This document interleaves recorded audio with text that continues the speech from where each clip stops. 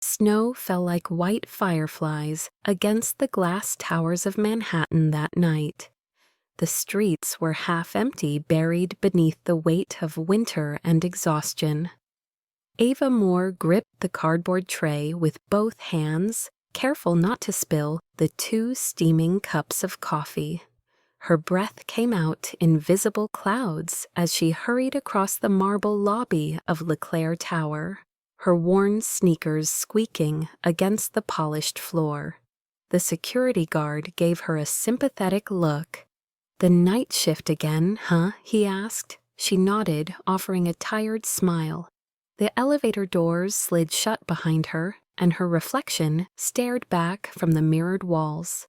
Pale skin, dark hair tucked under a beanie, eyes shadowed by sleepless nights. She whispered to herself, "You can do this, Ava. Just one more delivery." The digital display blinked 72. Penthouse. She had never been this high before. The elevator hummed upward, her heartbeat rising with it. People said the man on the top floor did not smile, did not laugh, did not forgive. They said his name like it carried frost. Damon LeClaire. The doors opened with a soft chime. Warm golden light spilled out, and the scent of expensive cologne drifted through the air. The apartment was vast and silent, the kind of silence that pressed against your chest. Ava stepped in cautiously, her boots leaving faint marks on the gleaming wood. She saw him before he turned. A tall figure by the window sleeves rolled to his elbows tie, loosened the city lights reflecting off the silver at his wrist. He did not move for several seconds as if carved from shadow. Then his voice reached her deep and calm, but edged with steel. "You are late." Ava flinched, clutching the tray tighter. "I am sorry, sir." "The snow slowed me down." He turned. For a moment she forgot to breathe. Damon LeClaire was not handsome in the usual way. He was the kind of man the world feared first and admired later. His eyes were gray, sharp enough to slice through pretense. His shirt collar hung open, exposing a line of muscle and pale skin that caught the light. He walked closer, not fast, but with a deliberate grace that made her chest tighten. She held out the coffee, her hands trembling. He reached to take it. A drop of the hot liquid slipped down the side and touched his hand. The moment froze. He looked down, then up at her. She opened her mouth to apologize, but the words tangled somewhere between her throat and fear. His gaze did not hold anger. It held something else, something unreadable. He set the cup on the counter and lifted his hand slightly, as if testing the warmth that had touched him. His voice softened almost like a secret. "Careful, you could burn yourself." She blinked, confused. "I am fine," she said quickly. He studied her face as if trying to remember it from a dream. The air between them shifted, the silence thick and alive. Ava stepped back, trying to find her balance, her heart tripping over itself. Damon finally looked away, reaching for his jacket. "Leave the coffee and go." She nodded and turned toward the elevator. But before the doors closed, she glanced back. He stood again by the window, his reflection divided by glass and night. For a brief second, their eyes met in that mirrored distance. He looked at her like she was something he had not felt in years, something small and dangerous and human. Warmth, morning. In the Bronx did not sparkle the way it did in Manhattan. The light that reached Ava's window was gray and tired, filtered through dust and cracked blinds. She lived in a single room on the 5th floor of an old building where the radiator hissed like a restless animal, and the hallway always smelled faintly of detergent and smoke. Her alarm buzzed at 6, but she was already awake, staring at the water stains on the ceiling. She had been dreaming again, about a man standing by a window of gold light, about the way he had looked at her before turning away. Damon Leclerc. The name stayed with her like a bruise she could not touch. She sat up, rubbed her eyes, and reached for her worn sketchbook lying on the bedside table. The pages were filled with drawings of rooms she wished she could build, spaces of calm and symmetry. Sunlight falling across smooth wooden floors, warm textures where no one felt invisible. She had once wanted to be an interior designer, but dreams like that were expensive. Now she made coffee for people who never looked up when she served them. Ava dressed quickly, pulling on her old hoodie and jeans. In the small kitchenette, she poured cereal into a cracked bowl and stared out the window while eating. Down below, children were already shouting in the street, chasing a half-flat basketball. Her neighbor, Mrs. Klein, was watering her dead plants again. Life went on in quiet repetitions. After breakfast, she packed her school bag, sketchbook, pencils, a second-hand laptop, and stepped into the cold. The subway ride to Midtown was long, and she used the time to study. She liked to imagine herself in the spaces she designed, pretending for a few stops that she belonged somewhere clean and bright. When she arrived at the coffee shop near Leclerc Tower, the smell of roasted beans and vanilla syrup filled the air. Her manager waved without looking up. "Morning, Ava." He tossed her an apron already stained. She tied it around her waist and slipped behind the counter. For the next few hours, her hands moved automatically: grind, steam, pour, serve. She was good at disappearing into routine. People saw her tray, not her face. Sometimes she whispered the words under her breath, like a reminder not to hope for more. Around noon, a group of businessmen in tailored coats entered, and for a moment her breath caught. None of them were Damon, but every tall man in a suit made her chest tighten with the same confusion of fear and curiosity. That night, when her shift ended, she attended her evening class at the community college. The professor talked about spatial harmony and emotional resonance in design words that sounded too big for the fluorescent-lit classroom. Ava took notes anyway. After class, she lingered in the hallway, staring at the campus posters for internships she could never afford. Her phone buzzed with a message from her landlord about the rent. She sighed and tucked the phone away. By the time she reached her apartment, snow had started to fall again. She turned on the small lamp by her bed, kicked off her shoes, and opened her sketchbook. She drew a room without walls, a place where everything was light. In the corner of the page, she drew a silhouette, broad shoulders, a figure standing by a window. She paused, pencil hovering. Why was she drawing him?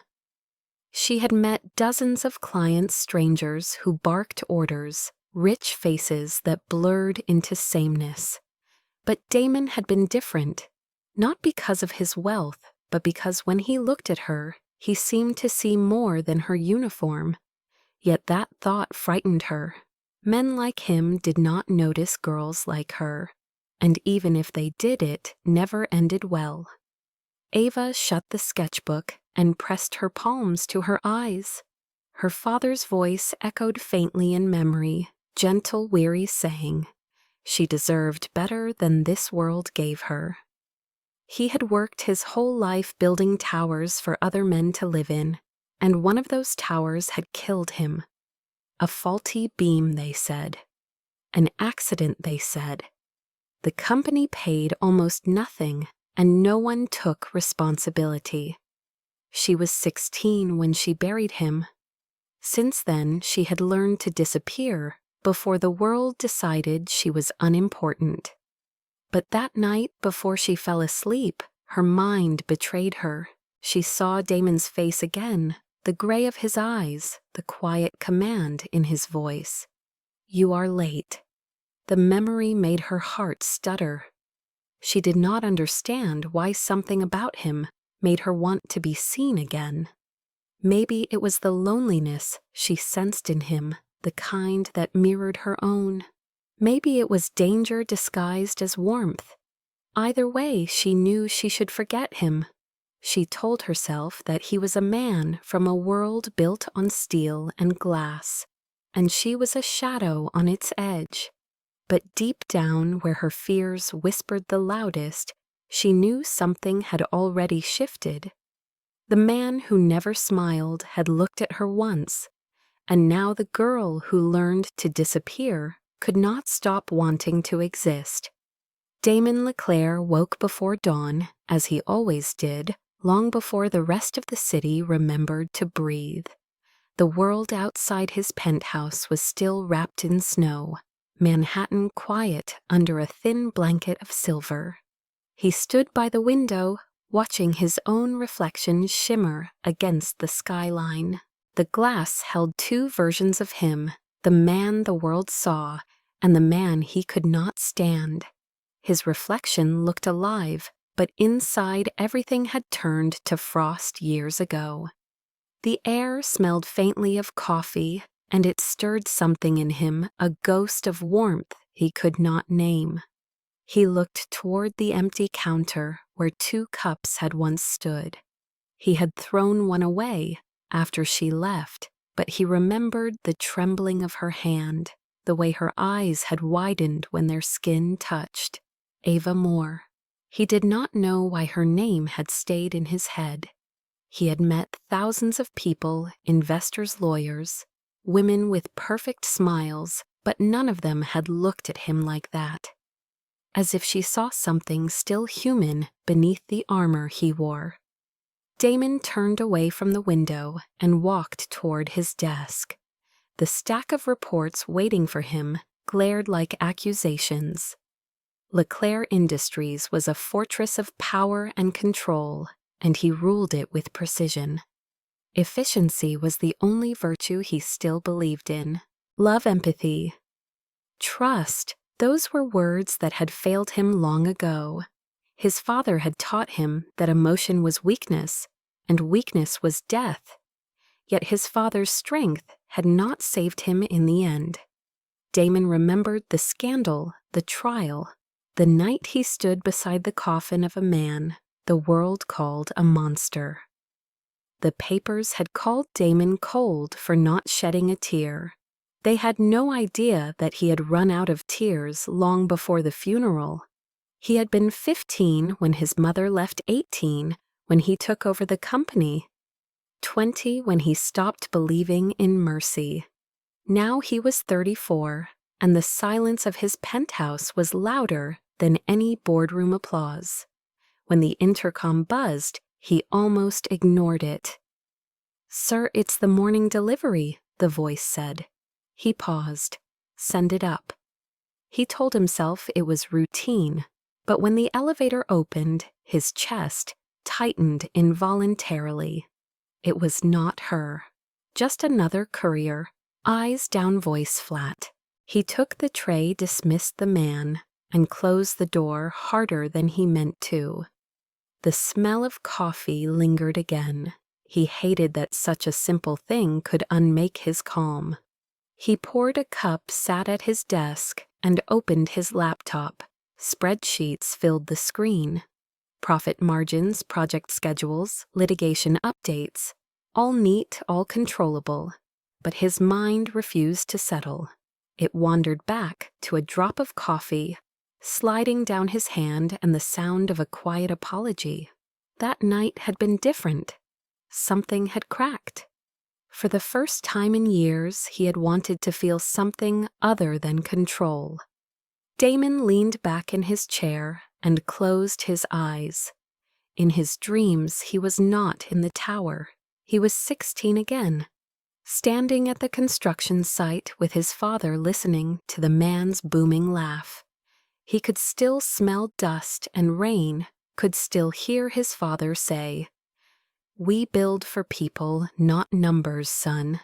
But that was before everything went wrong. Before the collapse, before the cover-up, before his father's heart stopped under the weight of his own lies. When Damon opened his eyes, the city was awake. The light had changed. The office phone rang, pulling him back to the present. Mr. Leclerc, your 10 o'clock. Meeting his assistant reminded him. I'll be there. He straightened his tie, put on his armor again, and descended into the world that worshipped his name. Hours passed in endless conversations about revenue and expansion. He spoke without listening, nodded without caring.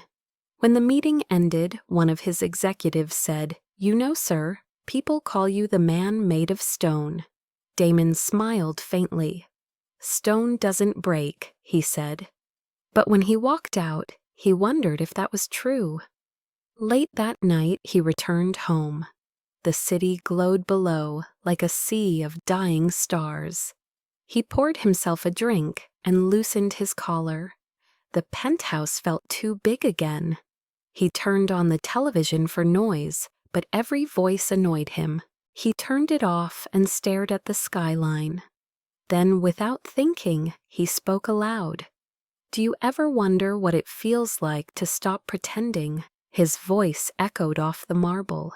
For a second, he imagined someone answering. He imagined her. He saw her standing there again, nervous but defiant eyes flickering like candlelight. The thought made him exhale a sound that might have been a laugh or a sigh. He reached for his phone, opened the delivery app, and scrolled through the names. Ava Moore. He could request her again if he wanted to. One tap, and she would appear at his door. But he didn't press it. He set the phone down, leaning back against the couch, feeling the ache of wanting something he had no right to want. For a long time he sat in the half-dark, the city humming beneath him, wondering if a man who had forgotten how to feel could still learn to be human again. The storm came without warning, rolling over the city like an animal made of glass and thunder. By 9 o'clock, snowflakes were the size of feathers, the streets swallowed by white silence. Inside Leclerc Tower, most employees had gone home early, but Ava stayed to finish a catering order that had doubled at the last minute. The manager was shouting into the phone when he handed her the last cup of coffee. "Take this up to 72, Mr. Leclerc's private order," he said. Ava hesitated, her breath catching for a reason she did not want to admit. Now the man added, not noticing her face. So she pulled on her coat and carried the tray into the elevator. The doors closed, trapping her between, the whirring sound of cables and her heartbeat. She told herself it was just another delivery, but her palms were already sweating. The elevator moved upward in steady rhythm, the numbers blinking one by one until they froze. A jolt, a sharp click, then silence. She pressed the button again. Nothing. The lights dimmed, leaving only the emergency glow. "No," she whispered. "Not now." She hit the call button, but the speaker crackled uselessly. Her breath began to fog. The air felt thinner, colder. Then from above, a voice, "Are you in there?" Ava startled. She looked up through the narrow opening between the doors and saw him, Damon Leclerc, his face half-shadowed by the emergency light. "Yes," she said, trying to steady her voice. The elevator stopped. I can't get out." He knelt, speaking calmly. "Stay still, the power's flickering. Maintenance is working on it." He paused, eyes narrowing. "You again." She swallowed. Yes, sir. The coffee order." He exhaled a sound between annoyance and something else. "Hold on." He pried the doors slightly wider and reached down, his hand extended. "Can you climb up?" She shook her head. "It's too far." He looked around, then muttered, "Fine." Wait there." A moment later, he disappeared from view. The building groaned as the storm howled outside. Ava sat down on the floor, clutching her knees, trying to stay calm. Minutes passed, maybe more. Then the top hatch of the elevator opened and a rope dropped through the gap. Damon's voice came again, softer this time. "Grab it, I'll pull you up." She stared at the rope, disbelief warring with fear. "I can't, you can," he said firmly. "Trust me." The words should not have meant anything, but something inside her obeyed. She grasped the rope, her arms trembling, and he hauled her upward with surprising strength. When her hands finally broke through the opening, he caught her wrists, pulling her the rest of the way out. She stumbled forward, landing against him. For a moment, everything stopped: the snow, the wind, even her breath. His body was warm against hers, his pulse steady beneath her palms. "You're safe," he murmured. She nodded, unable to speak. They climbed down the service ladder to the next floor, where emergency lights flickered weakly. He opened a side door leading to the corridor. The penthouse stretched before them, half dark and unreal. Outside, the city glowed like a drowning constellation. He turned to her. "You're shaking. It's just cold," she said quickly, though the truth was her nerves were unraveling under his gaze. "No," he replied quietly. "It's fear." The word hung between them. He shrugged off his suit jacket and draped it around her shoulders. The fabric was still warm. "Sit," he said, motioning toward the couch. She obeyed without thinking, her pulse echoing in her ears. He crossed to the counter, poured 2 glasses of whiskey, and handed her one. "Drink," he said. She hesitated. It's for the cold," he interrupted, then added, "and maybe for the fear." The liquid burned down her throat, but it steadied her hands. The room flickered as lightning cut through the windows. For a long moment, neither of them spoke. The storm's moan filled the silence. He finally broke it. "You keep showing up in my nights, Ava Moore. Should I start wondering why she looked down?" "It's my job. That's not what I meant." His voice softened, threading into something dangerous. She looked up, and their eyes met. There it was again, the impossible pull, that quiet recognition neither of them understood. She tried to stand. "I should go. You don't need me here." He took a step closer. "Maybe I do." She froze. The words, simple as they were, felt like a confession. He stopped a few feet away, his face unreadable, the stormlight catching the edges of his features. "Tell me to stop," he said. Her heartbeat was all she could hear. "Tell me to let you go." She wanted to, she really did, but her throat refused to move.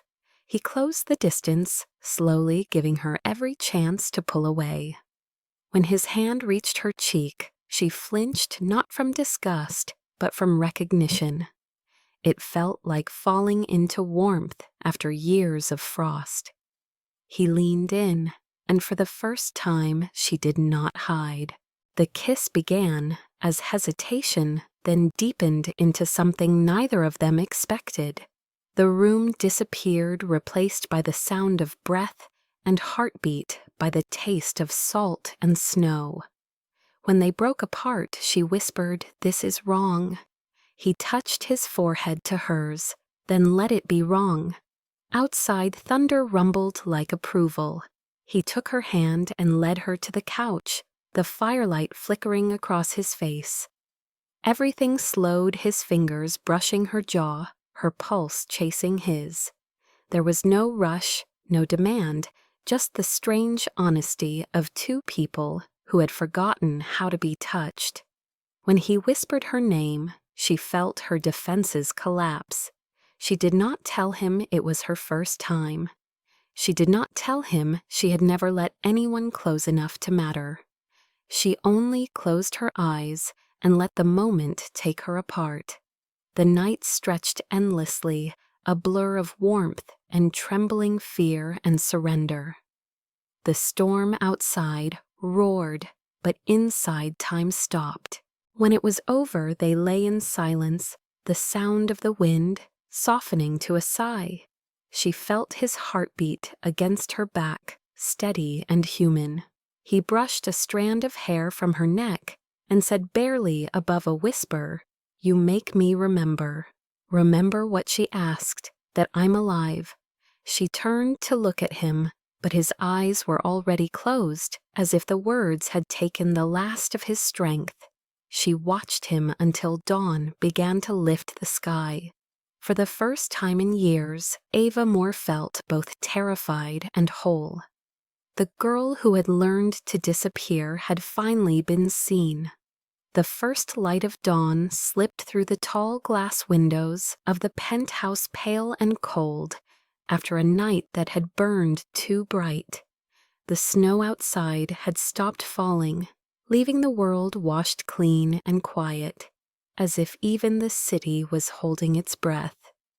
Ava woke slowly, her cheek pressed against the soft fabric of a couch cushion, her body wrapped in warmth that was not her own.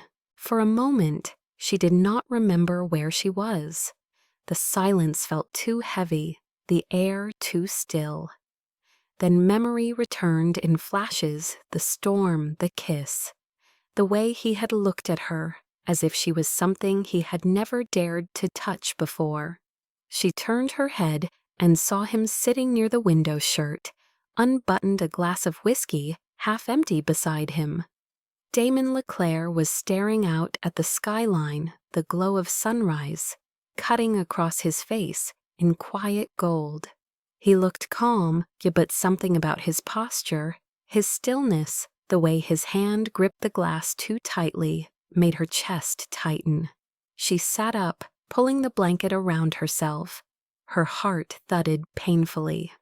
"You're awake," he said without turning. His voice was lower, rougher than the night before. She hesitated.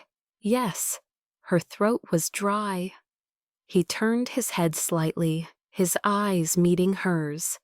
The gray in them looked softer now, almost uncertain, and that frightened her more than his coldness ever could. "Are you all right?" he asked. She nodded, then whispered, "I think so." He studied her for a moment, as if weighing the truth of her words, then looked away again. "Good." The word fell flat between them. She gathered her clothes, silently feeling the weight of every sound, the rustle of fabric, the soft click of her necklace clasp. He did not stop her. He did not say anything at all. When she finally stood fully dressed, she could still feel the echo of his hands on her skin, the memory of his voice, whispering her name like a secret.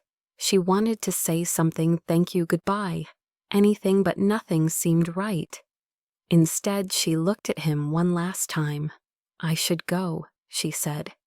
Damon exhaled slowly, still staring out at the city. "Don't tell anyone you were here." The words were calm, but they landed like a blade. Her chest went cold. "I wasn't planning to," she said quietly. He didn't answer. For a few seconds, the only sound was the hum of the heater. She took a step toward the door, then stopped. Was it a mistake? She asked, her voice trembling, despite her effort to keep it steady. He turned at last, his expression unreadable. "Everything I touch becomes one," he said. "You should remember that." She wanted to ask if he regretted it, if he regretted her, but his eyes told her not to. So she nodded, even though her throat felt like it was closing. She walked to the elevator, clutching the coat he had wrapped around her shoulders the night before. It still smelled faintly of cedar and smoke. When the doors closed, she finally allowed herself to breathe. Her reflection in the mirrored walls looked like a stranger eye's two bright cheeks. flushed lips trembling with words she would never say. By the time she stepped into the gray light of the street, the city had already woken. Cars hissed through slush, people hurried with cups of coffee, and collars turned up against the cold. She blended in easily as she always did. No one could see the storm still moving inside her. At home, she placed the coat on the back of her chair and sat on her bed, staring at her hands. They still felt his touch, as if her skin remembered what her mind tried to forget. She pressed her palms to her face, tears slipping through her fingers, before she realized she was crying. It had not been supposed to happen like that. It had not been supposed to happen at all. It was the first time anyone had ever held her like that, and she had said nothing had not told him, had not trusted him enough to know. Shame burned hot beneath her skin, not for what she had done, but for what she had lost without understanding it. She told herself it was better this way. To him, she was just another night, another shadow to vanish when morning came.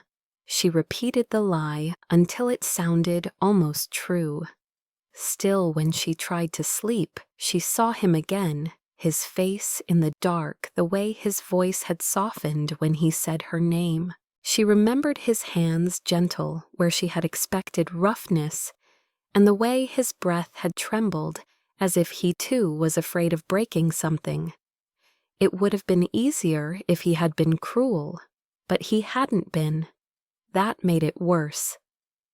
At LeClaire Tower, Damon sat behind his desk, unreadable to everyone around him. The storm had cleared, but he felt the same unease he used to feel before a board meeting, the silence before something fractured. His assistant brought him documents to sign. His lawyers called, his phone buzzed constantly, but his focus wavered. He thought about her more than he wanted to. The image of her face in the faint firelight, the sound of her breath when she whispered his name. These details refused to leave. He told himself it had meant nothing, a night of weakness, a lapse in discipline. He had said the same to himself about other women before, but this time the lie did not hold. There was something about her innocence, her quiet dignity, that unsettled him. He had seen greed, vanity, ambition, all the ugly things people carried, but she had looked at him with something different. And he had ruined it. He had told her to forget, to pretend it never happened, as if it were another transaction. That was the only language he knew. Yet even now he could still feel the way she had trembled against him, the warmth of her breath when she fell asleep in his arms. He poured himself another drink, hoping the burn would erase the memory. It didn't. By evening the snow outside had turned to sleet. He stood again by the window, staring down at the city. For the first time in years he felt like a stranger in his own world. Somewhere out there, she was walking these same streets, maybe thinking of him, maybe hating him. He wished she would. Hatred was easier to bear than silence. But Ava Moore was not the kind of woman who hated easily. She was the kind who carried pain quietly, who folded her heart neatly and hid it where no one could see. He had seen that once in her eyes, the night she first walked into his world. Now she was gone, and he could not stop thinking about what her silence meant. Somewhere in the space between shame and longing, they both learned the same truth. One night could change everything, but morning would always ask for the cost. The week that followed felt like a lifetime compressed into silence. Ava threw herself into work, taking every extra shift she could get. The noise of the cafe became her shield, the hiss of steam and clatter of cups, drowning out thoughts she did not want to face. She avoided LeClaire Tower as much as possible, asking her manager to reassign the deliveries, but sometimes fate refused to listen. One morning she was called to cover a sick coworker. The order, of course, was for LeClaire Industries.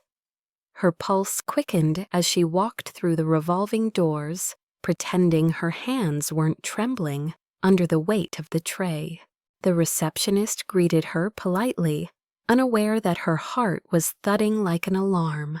She took the elevator only to the 20th floor, not higher, and told herself that was enough distance. As she set the cups on the counter of the employee lounge, her eyes caught something on the table beside the coffee machine, a stack of project folders marked Archive 2016. The top folder bore a familiar logo, faded blue ink pressed into thick paper. She shouldn't have cared, but one of the pages had slipped slightly out of place, revealing a list of names. Something about it drew her closer. The names were typed neatly, followed by ID numbers, titles, dates. Her breath hitched when her eyes fell on one line. Michael Moore, site technician, deceased. She froze. The air seemed to thin around her. She read it again, fingers gripping the edge of the paper. Michael Moore, her father. It couldn't be coincidence. Her mind screamed that it was impossible, yet there it was, black ink on white paper, next to the logo that had haunted her childhood, LeClaire Industries. Her father had died 12 years ago on a construction site collapse in Queens. The newspapers had buried it quickly. The investigation closed within months. The company had claimed faulty materials supplied by a third party. The families were paid off. The story vanished. She had spent years hating that nameless company, the one that had stolen her father and left her motherless soon after. And now that company had a name, the same name as the man who had held her, kissed her, and told her she was safe. The blood drained from her face. She stepped back, the room spinning. Her hand brushed a paperclip, sending it clattering to the floor. A nearby employee looked up. "You okay?" he asked. She forced a nod, grabbing the tray. "Fine, just spilled something." Her voice cracked on the last word. She walked out quickly. The folder image burned into her mind. By the time she reached the elevator, she could barely breathe. Her reflection stared back at her from the mirrored walls again. The same face that had stared there the morning after, but this time she did not recognize it at all. When the doors opened to the lobby, she stepped into the cold and started walking. Snow melted under her shoes, turning to gray slush. She didn't care. The city blurred around her, voices, horns, footsteps all dissolving into one low roar. She reached the edge of Bryant Park and sat on a bench, the tray still in her hand. It was absurd, a cruel joke, but the pieces fell too neatly into place. His age, his wealth, the empire of steel and glass. He commanded it all matched. She had given herself to the man who owned the company responsible for her father's death, the man she had unknowingly hated her entire life. Shame burned into anger, and anger into grief. How easily he had touched her, how softly he had said her name, while his family's fortune had been built on her father's blood. She covered her face with her hands, her breath breaking in uneven gasps. Passers-by glanced at her, but no one stopped. To them, she was just another girl crying in public, invisible again. She sat there until her fingers went numb, until she could no longer feel the difference between cold and pain. Then she stood, wiped her face, and started walking again. By the time she reached her apartment, her body ached from the chill. Inside, she threw the coat he had given her into the closet, slamming the door shut. It smelled too much like him.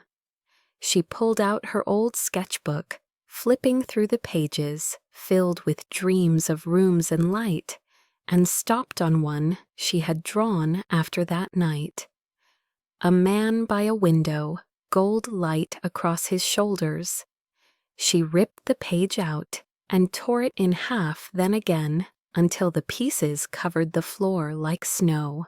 In another part of the city, Damon sat at his desk surrounded by files. His assistant had left hours ago. The office lights were dimmed, the skyline reflected in the glass behind him.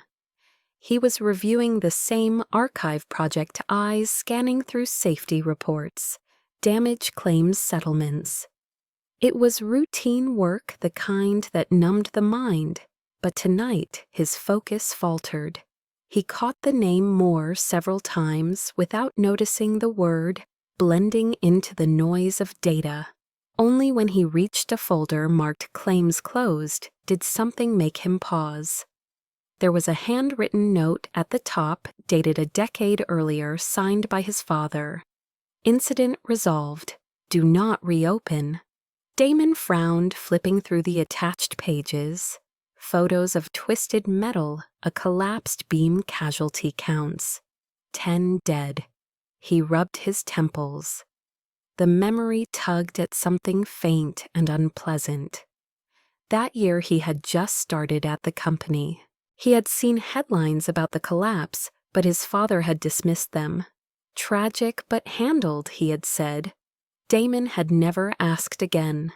Now reading the files, he saw inconsistencies, ignored inspections, falsified materials, signatures that looked forced. His jaw tightened. He scrolled through the scanned reports, the victims' list catching his eye again. The first name that stood out was Michael Moore. Damon stared at it for a long moment. Something clicked in the back of his mind, the barista's last name, the quiet tremor in her voice when she introduced herself. Moore. His breath stilled. No, it couldn't be. He stood pacing to the window. The city lights blurred. Could it really be her father? He turned back to the file, checking the date of death, the site location. Queens. The same project his father had boasted about at dinner that year. Damon's hands clenched. The realization hit like a blade, twisting inside him. The woman he couldn't stop thinking about, the woman who had made him feel human again, was the daughter of a man whose death his own family had covered up. A noise escaped him, a half-laugh, half-groan of disbelief. He pressed his palms to his eyes, the weight of irony suffocating. He had taken everything from her long before he ever touched her.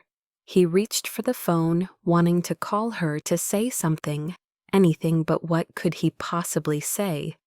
That he was sorry, that he didn't know. That sorry didn't matter when the truth was carved into the foundation of his name. He slammed the phone down, his pulse raging. Across the city, Ava sat on her bed, staring at the faint crack in her ceiling. She felt hollow, like the world had emptied itself inside her chest. Somewhere deep down, a voice whispered that maybe he hadn't known. But another voice, louder and sharper, asked if it mattered. She thought about how he had looked at her, how he had told her not to tell anyone she had been there, as if she were another secret buried under his empire. A secret just like her father's death. That night she packed her things, few clothes, sketchbook, textbooks, and stuffed them into a duffel bag. She left the key on the counter and walked out before the sun could rise again. She did not leave a note. She only left silence, because silence was the only language she had ever learned from men like him.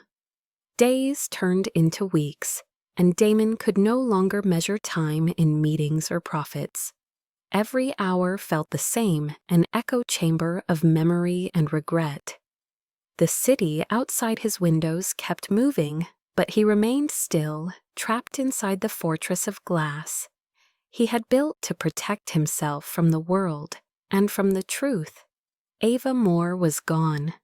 She had vanished as quietly as she had entered his life, leaving behind nothing but the faintest trace of warmth that refused to fade. At first, he told himself it was for the best. She was a distraction, a weakness he could not afford.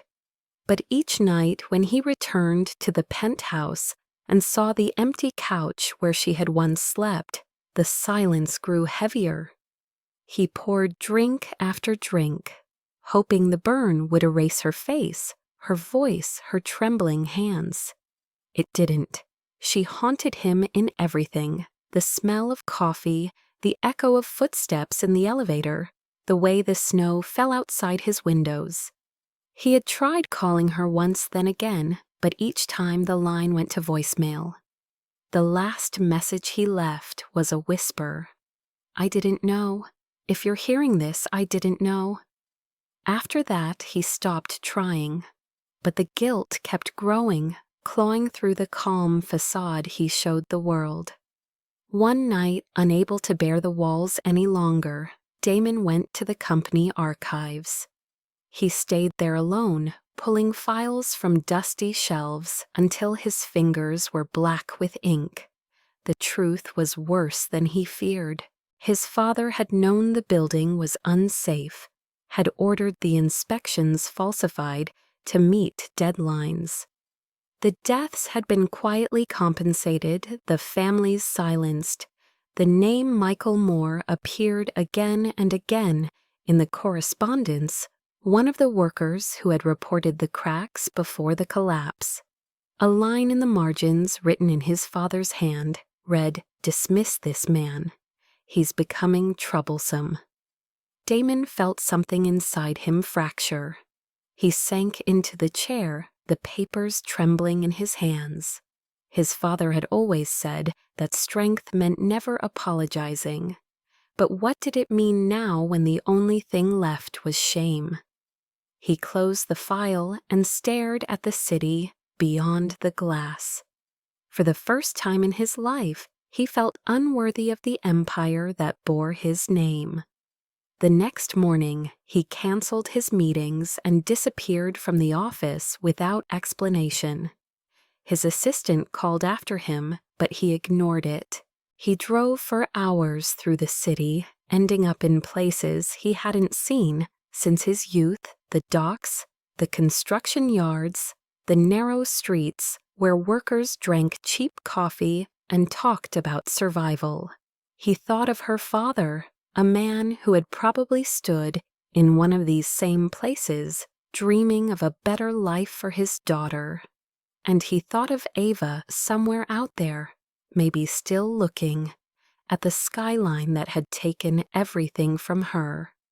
He parked near the Bronx, not knowing exactly where he was going, until he saw the small coffee shop on the corner. It was old with chipped paint and a flickering sign. Through the window he saw her. She was behind the counter, hair tied back, face pale but steady. The sight of her hit him like air after drowning. He stepped inside the bell above the door, chiming softly. She looked up, and the color drained from her face. "What are you doing here?" she asked, her voice barely a whisper. "I needed to see you," he said. She turned away, her hands shaking as she wiped the counter. "You shouldn't be here," I know he admitted, "but I can't stay away." She laughed bitterly. "You always think you can walk into people's lives and fix what you broke, don't you?" He flinched. "Ava, I didn't know about your father, about any of it. But you do." "Now," she said sharply, meeting his eyes for the first time. "And it changes nothing." Her words cut through him, but he forced himself to hold her gaze. "It changes everything for me." She shook her head. "You think guilt is love, that because you feel sorry, it erases what your family did. He stepped closer, his voice low. I'm not asking for forgiveness. I just want you to know I see it now. I see you. Her expression wavered for a moment, pain flickering beneath her anger. You can't fix what's already buried, she whispered. My father died building your empire. I grew up cleaning its floors. And then, she stopped, her breath breaking. Then I let you touch me like it meant something. It did, he said. It still does. Her eyes filled with tears, but she blinked them away. Then we're both guilty, she said softly. You for your silence, me for my heart. He wanted to reach for her, but she stepped back. Please, she said, just go. He nodded slowly, realizing that nothing he said would change what was broken. He left the shop, the bell chiming behind him, like the final note of a song that would never be finished. That night, Damon returned to the penthouse and stood at the same window where he had first seen her reflection. The city stretched beneath him, cold and indifferent. He poured out the rest of the whiskey, watching the amber liquid swirl down the drain. Then he opened his laptop and began typing his resignation letter. The words came easily. I can no longer lead a company built on deceit. The blood on its foundation belongs to my father, and now it belongs to me. I refuse to let it stain anyone else. When he was done, he printed the letter and placed it on his desk. The next morning, he called an emergency meeting with the board. The executives stared at him as if he had lost his mind. You can't just walk away, Damon, one of them said. You're the company. He looked at them, his face calm for the first time in months. Then maybe the company should stop existing. They argued, threatened, pleaded, but he had already decided. He signed over his shares to a charity fund and left the building without looking back. Outside, the air was sharp and cold. He breathed deeply, and for a moment the weight lifted. But when he closed his eyes, he saw her again, the way she had looked at him in that small coffee shop, equal parts anger and sorrow. He realized then that he didn't just miss her, he needed her. He needed the way she made him feel alive, even in pain. The truth was brutal but simple. Damon LeClaire, the man who once controlled everything, could no longer breathe without the woman who had every reason to hate him. The morning the headlines hit, the city stirred with disbelief. Billionaire Damon LeClaire. Resigns, one paper screamed. Whistleblower exposes hidden corruption, another read. His name spread across screens and billboards paired with words like scandal, betrayal, redemption. Inside the penthouse, Damon watched the chaos unfold in silence. Reporters camped outside. The tower drones hovered in the air, and his phone vibrated nonstop, but he didn't answer. He had chosen this. He had opened the files, handed them to the press himself, confessed everything his father had buried. There was no going back. For the first time, he felt something that resembled peace, raw, painful, but real. The board members had called him insane. Investors threatened lawsuits. His lawyer begged him to recant. He had refused them all. If love makes me weak, he had told them, then maybe weakness is what makes us human. It had been the only truth left in him. Now standing in the ruins of his empire, he found himself thinking not of the company, not of his father, but of Ava. Somewhere in the city, she would see the news. She would know what he had done. Whether she believed it or not, whether she cared or not, didn't matter. He hadn't done it for her forgiveness. He had done it because she had forced him to remember who he once wanted to be. Outside, the storm had passed. The snow had melted into slush, reflecting the pale light of a tired sun. He packed a single bag, took one last look around the penthouse, and left the key on the counter.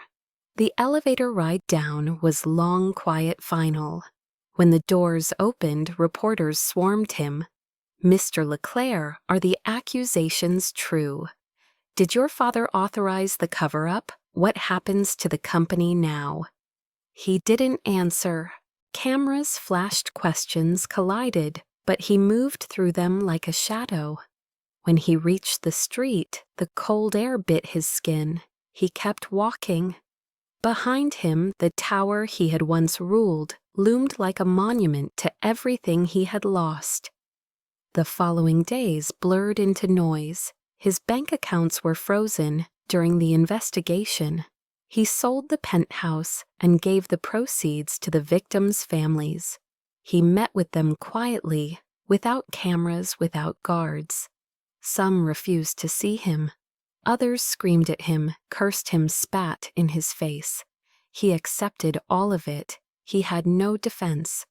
To each of them he said the same words: "I can't undo what was done, but I can make sure it's never buried again." One old woman threw a photo of her husband at his feet. "You think money makes it better?" she shouted.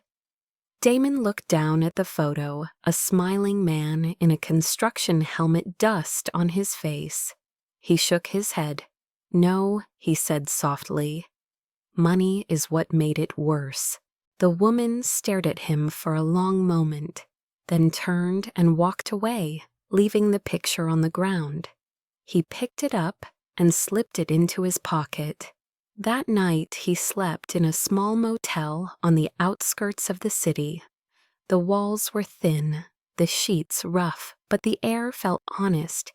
He woke before dawn, sat by the window, and watched the skyline fade from gold to gray. In the distance, Leclerc Tower rose like a ghost. He thought of his father again, the man who had taught him power but never love. For years, Damon had chased success, trying to prove he wasn't weak. But now he understood the truth. It took far more strength to break something you built with your own hands. The next morning he drove north. He didn't know where he was going, only that he couldn't stay. The road wound through gray suburbs, then forests dusted with snow. By nightfall he reached the edge of Maine, where the world smelled of salt and pine. He rented a small cabin overlooking the ocean, the kind of place where no one asked questions. The locals knew him only as Mr. D, a quiet man who kept to himself. He spent his days repairing the house, chopping wood, mending walls, building something tangible for the first time in years. The physical labor steadied him, gave him purpose. But at night, when the sea roared against the cliffs, the emptiness returned. He thought of her constantly. Ava Moore, the girl who had trembled in his world of glass and still made him feel alive. He wondered where she was now, if she had gone back to school, if she had stopped hating him. He doubted it. But still, every time he closed his eyes, he saw her face, the way she had looked at him in that cafe, her voice breaking when she said, "You can't fix what's already buried." He had tried anyway. He didn't know if redemption was possible, but he had paid the price. One evening, while he was repairing the roof, an old radio crackled to life inside the cabin. He had left it on a local news station by accident. The reporter's voice was faint through the static. Former CEO Damon Leclerc's whistleblowing has led to multiple arrests across Leclerc Industries. A trust fund for victims' families has been established under his name. Sources say the fund will be managed by an independent foundation registered last week. Damon froze. He hadn't registered any foundation. He set down the hammer and walked inside. The Moore Foundation. The announcer continued, will oversee reparations for the families affected by the 2011 collapse. A spokesperson declined to comment, but confirmed that it will operate as a non-profit organization based in New York. Damon's breath caught. More. He turned off the radio and stood in silence. His hands shook not from cold, but from something that felt like hope. Could it be her? It had to be. Ava had never wanted his money, but she had wanted justice. Maybe this was her way of continuing what he started. Maybe she had found her own form of healing. For the first time in months, Damon smiled, a small, fragile thing, but real. He went outside and stood by the shore, the wind cutting through his hair. The ocean roared endless and dark, but the sound no longer felt lonely. Somewhere far away, she was building something too. And even if he never saw her again, that was enough. Redemption, he realized, was never about erasing the past. It was about living with the truth and still choosing to build. Spring crept into Maine, quietly melting the last traces of snow that clung to the pines. The ocean had softened from gray to blue, and the wind carried the smell of salt and thawed earth. Damon worked through the mornings, sanding the porch he had rebuilt with his own hands, painting the window frames one shade lighter each week. The cabin was no longer falling apart, but he still was in small ways. He had learned to live with the ache to move through his days without expecting her shadow at the door. Yet sometimes when he heard the crunch of gravel from the road, his heart still lifted before his mind reminded him she wasn't coming. He didn't blame her. He had destroyed too much. One late afternoon, he was outside, shirt sleeves rolled up, sweat glinting on his arms, when he heard footsteps behind him. Not the slow drag of the mailman, not the echo of wind through branches, lighter, quicker, uncertain. He turned, paintbrush still in hand. She was standing at the edge of the path, framed by sunlight. Ava Moore. She looked different, not softer, but steadier. Her hair loose around her shoulders, her eyes brighter than he remembered. The breeze tugged at her coat, and for a moment neither of them spoke. "How did you find me?" he asked, his voice rough from disuse. She smiled faintly. "You're not very good at disappearing. The foundation had to send you documents to sign. Your name was still on them." His chest tightened. "So it was you," he said quietly. "The Moore Foundation." She nodded. "It needed to exist. And you gave me the reason to build it." She stepped closer, her boots crunching on the gravel. "You look different," she said softly. He gave a small, humorless smile. "I had to meet the man I used to avoid in mirrors." "And did you?" she asked. "Almost." Silence stretched between them, long but not heavy this time. The waves broke softly against the rocks below. Finally he said, "Why did you come?"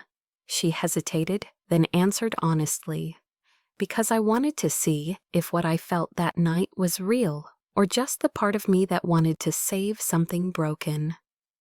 Damon looked at her, then really looked as if trying to memorize her all over again. "And what did you decide?" he asked. "I haven't yet," she said. And that was the truest thing she had ever spoken. He set down the brush and wiped his hands on a rag. "Would you like to come inside?" She nodded. The cabin smelled of pine and paint, the windows open to the sea. There were sketches pinned on the wall, plans for rebuilding community centers, small homes, places of refuge. She noticed them immediately. "You're still building?" she said. "It's all I know how to do," he replied. "But this time I want what I build to hold, not fall apart." She turned to face him, her eyes softening. "Why did you do it, Damon? You could have kept everything." He hesitated, then answered, because for once I wanted to be someone you wouldn't have to hide from." Her breath caught. There was no arrogance in his tone, no performance, just exhaustion and truth. "You lost everything," she whispered. "No," he said, stepping closer. "I finally know what it feels like to have something worth losing." She didn't move when he reached for her hand. His fingers were rough-scarred from months of work, but his touch was careful, uncertain. "I thought I'd never see you again," he said. "You almost didn't," she replied. "I was angry, I hated you, and I hated myself for not being able to keep hating you." He smiled sadly. "Maybe hate's just another way of trying to hold on." "Maybe," she said, her voice trembling. "But I don't want to hold on to pain anymore." He took a slow breath, searching her eyes. "Then what do you want to hold on to?" She looked at their hands, her thumb brushing against his. "Something that feels like peace." The air between them shifted. The years of guilt and distance seemed to dissolve, replaced by something fragile but alive. He let go of her hand, only to cup her face, his thumb tracing the line of her jaw. "You don't have to forgive me," he said. "I already did," she whispered. "The moment you stopped pretending to be unbreakable." For the first time in what felt like forever, he smiled, a small, unguarded thing that reached his eyes. He leaned forward, resting his forehead against hers, and the world outside blurred into wind and waves. "Stay," he murmured. She closed her eyes. For a while, she said. That was enough.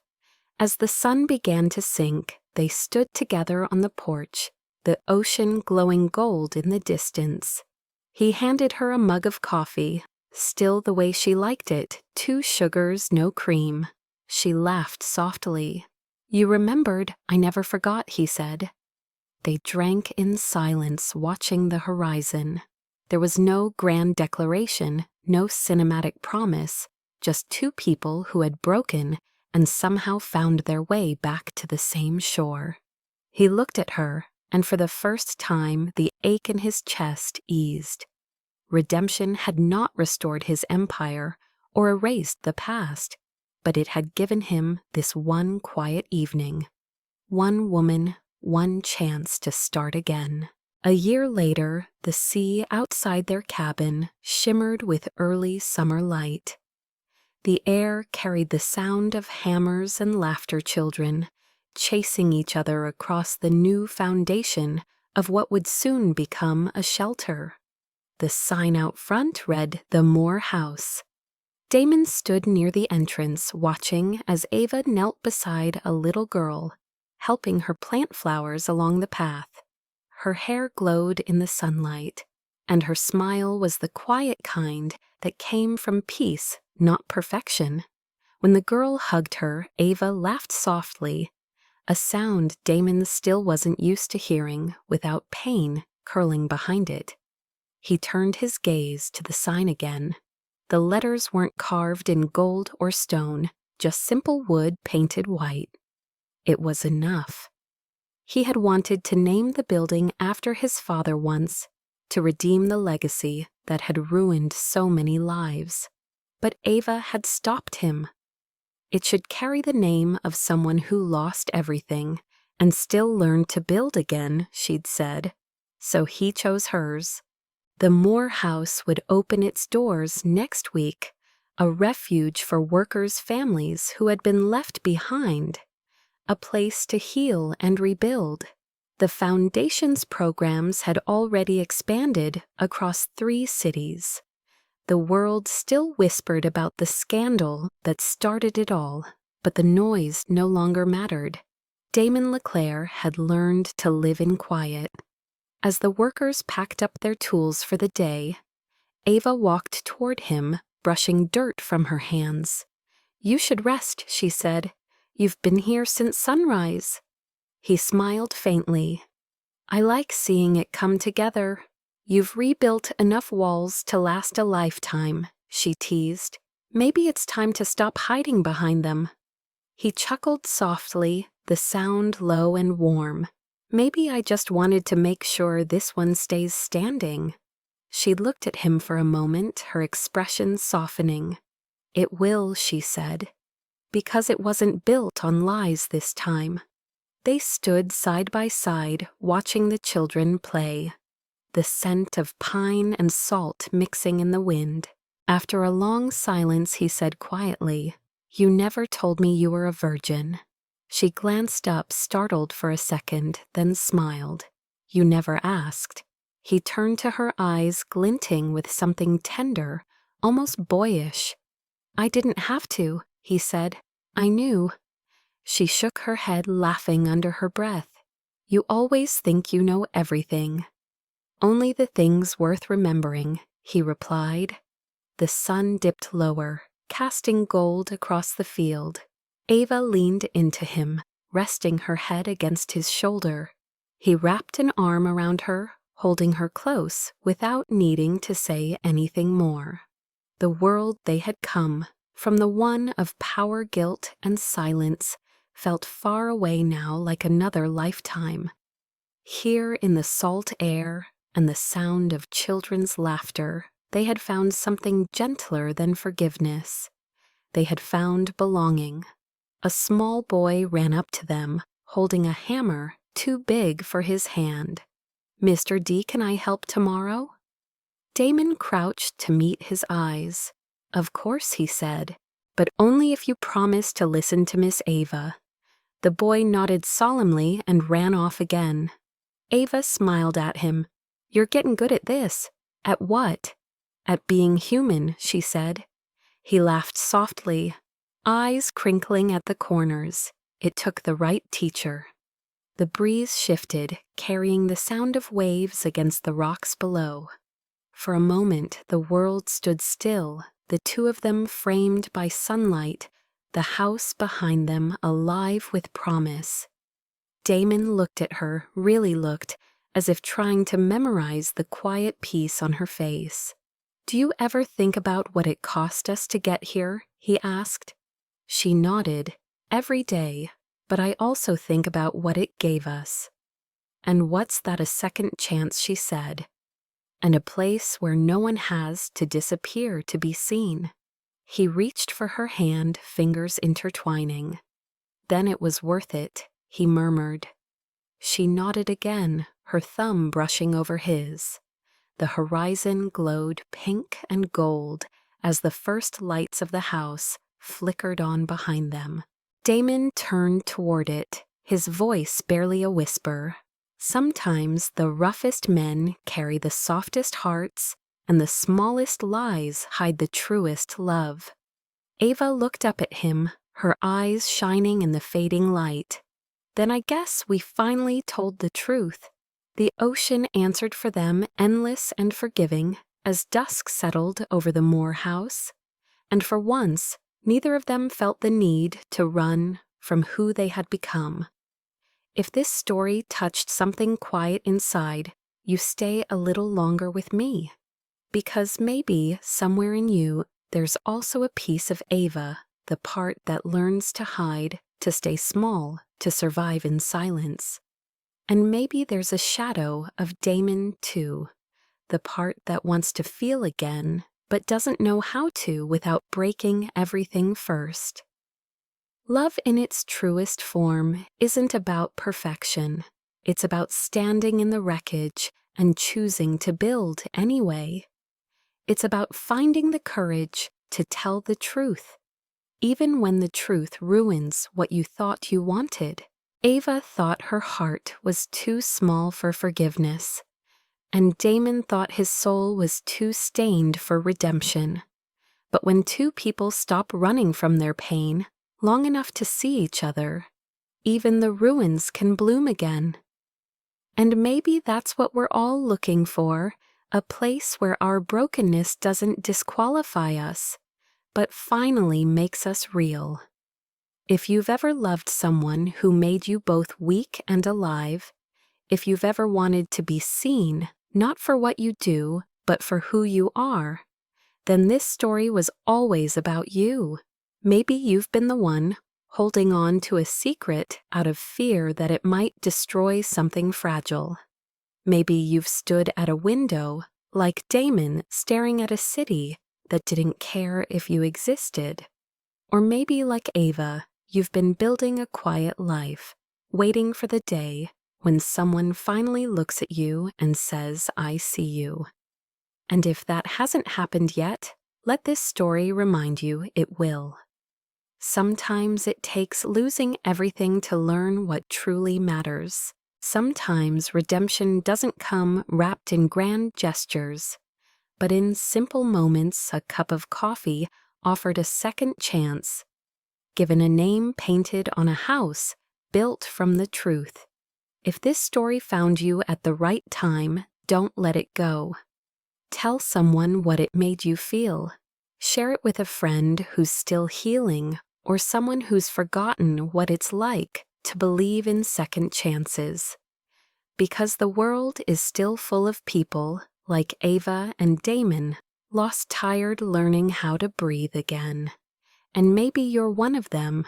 Maybe this is your reminder that love doesn't have to be perfect to be real, it just has to be honest. If this story made your heart ache in that beautiful, unbearable way, if it made you remember someone you once loved or someone you're still hoping to find, take a deep breath and tell us where you're watching from.